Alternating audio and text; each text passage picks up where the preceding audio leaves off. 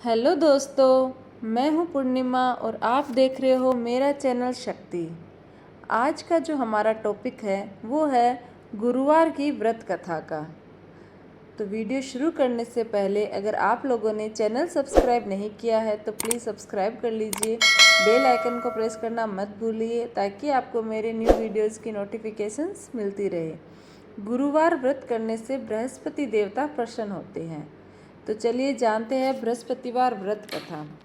प्राचीन समय की बात है। एक नगर में एक बड़ा व्यापारी रहता था। वह जहाज़ों में माल लदवा कर दूसरे देशों में भेजा करता था। वह जिस प्रकार अधिक धन कमाता था उसी प्रकार जी खोलकर दान भी करता था। परंतु उसकी पत्नी अत्यंत कंजूस थी। वह किसी को एक दमड़ी भी नहीं देने देती थी। एक बार सेठ जब दूसरे देश व्यापार करने गया तो पीछे से बृहस्पति देव ने साधु वेश में उसकी पत्नी से भिक्षा मांगी। व्यापारी की पत्नी बृहस्पति देव से बोली, हे साधु महाराज, मैं इस दान और पुण्य से तंग आ गई हूँ। आप कोई ऐसा उपाय बताएं जिससे मेरा सारा धन नष्ट हो जाए और मैं आराम से रह सकूं। मैं यह धन लूटता हुआ नहीं देख सकती। बृहस्पति देव ने कहा, हे देवी, तुम बड़ी विचित्र हो। संतान और धन से कोई दुखी होता है क्या? अगर अधिक धन है तो इन्हें शुभ कार्यों में लगाओ, कुंवारी कन्याओं का विवाह कराओ, विद्यालय और बाग बगीचों का निर्माण कराओ। ऐसे पुण्य कार्य करने से तुम्हारा लोक परलोक सार्थक हो सकता है।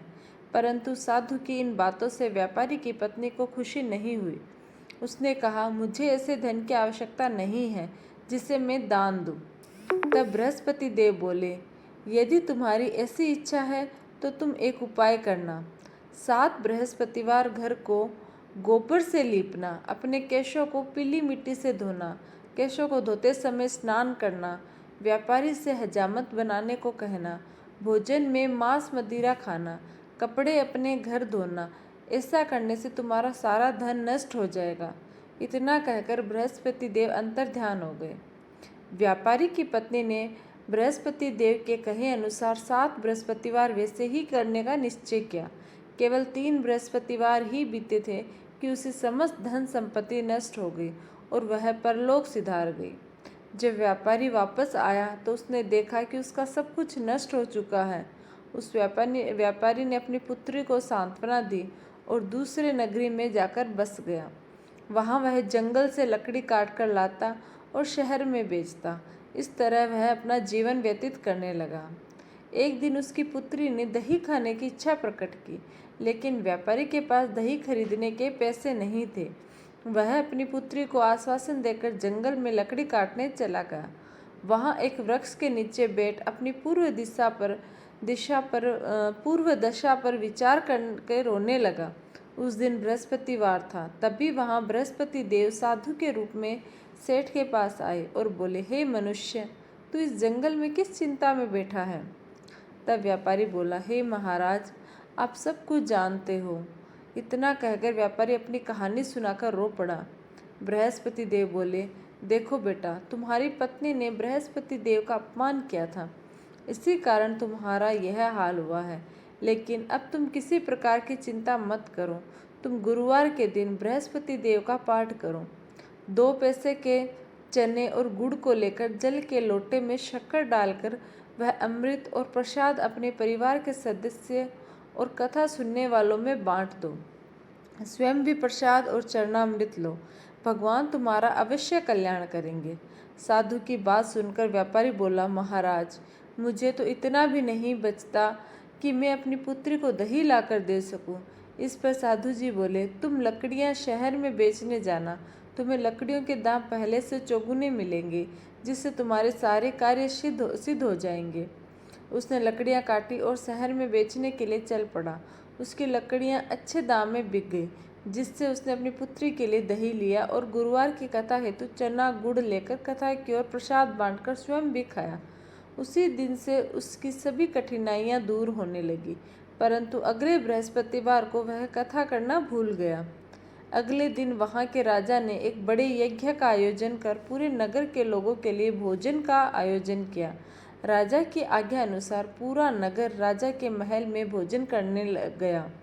लेकिन व्यापारी व उसकी पुत्री तनिक विलंब से पहुँचे, अतः उन दोनों को राजा ने महल में ले जाकर भोजन कराया। जब वे दोनों लौटकर आए तब रानी ने देखा कि उसकी खूंटी पर टंगा हार गायब। रानी को व्यापारी और उसकी पुत्री पर संदेह हुआ कि उसका हार उन दोनों ने ही चुराया है। राजा की आज्ञा से उन दोनों को कारावास की कोठरी में कैद कर दिया गया। कैद में पड़कर दोनों अत्यंत दुखी हुए। वहाँ उन्होंने बृहस्पति देवता का स्मरण किया। बृहस्पति देव ने प्रकट होकर व्यापारी को उसकी भूल का आभास कराया और उन्हें सलाह दी कि गुरुवार के दिन कैद खाने के दरवाजे पर तुम्हें 2 पैसे मिलेंगे। उनसे तुम चने और मुनक्का मंगवाकर विधि पूर्वक बृहस्पति देव का पूजन करना, तुम्हारे सब दुख दूर हो जाएंगे। बृहस्पतिवार को कैद खाने के द्वार पर उन्हें 2 पैसे मिले। बाहर सड़क पर एक स्त्री जा रही थी। व्यापारी ने उसे बुलाकर गुड़ और चने लाने को कहा। इस पर वह स्त्री बोली, मैं अपनी बहू के लिए गहने लेने जा रही हूँ, मेरे पास समय नहीं है। इतना कहकर वह चली गई। थोड़ी देर वहाँ से एक और स्त्री निकली। व्यापारी ने उसे बुलाकर कहा कि बहन, मुझे बृहस्पतिवार की कथा करनी है, तुम मुझे 2 पैसे का गुड़ चना ला दो। बृहस्पति देव का नाम सुनकर वह स्त्री बोली, भाई, मैं तुम्हें अभी गुड़ चना ला कर देती हूँ।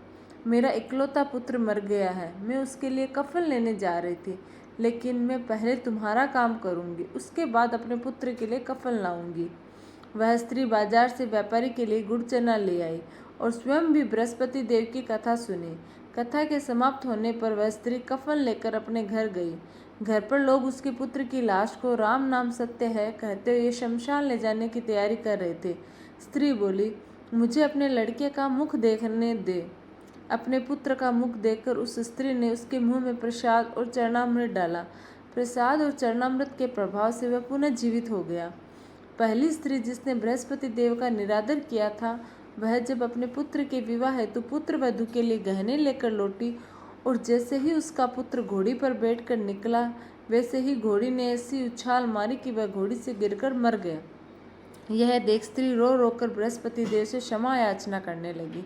उस स्त्री की याचना से बृहस्पति देव साधु वेश में वहां पहुंचकर कहने लगे, देवी, तुम्हें अधिक विलाप करने की आवश्यकता नहीं है। यह बृहस्पति देव का अनादर करने के कारण हुआ है। तुम वापस जाकर मेरे भक्त से क्षमा मांगकर कथा सुनो, तभी तुम्हारी मनोकामना पूर्ण होगी। जेल में जाकर उस स्त्री ने व्यापारी से माफ़ी मांगी और कथा सुनी। कथा के उपरांत वह प्रसाद और चरणामृत लेकर अपने घर वापस गई। घर आकर उसने चरणामृत अपने मृत पुत्र के मुख में डाला। चरणामृत के प्रभाव से उसका पुत्र भी जीवित हो उठा। उसी रात बृहस्पति देव राजा के सपने में आए और बोले, हे राजन, तूने जिस व्यापारी और उसकी पुत्री को जेल में कैद कर रखा है वह बिल्कुल निर्दोष है। तुम्हारी रानी का हार वहीं खूंटी पर टंगा है। दिन निकला तो राजा रानी ने हार खूंटी पर लटका हुआ देखा। राजा ने उस व्यापारी और उसकी पुत्री को रिहा कर दिया और उन्हें आधा राज्य देकर उसकी पुत्री का विवाह उच्च कुल में करवाकर दहेज में हीरे जवाहरात दिए। तो हे बृहस्पति भगवान, जैसे आप उस व्यापारी पे प्रसन्न हुए, वैसे सब पे प्रसन्न हो। बोलो बृहस्पति भगवान की जय हो।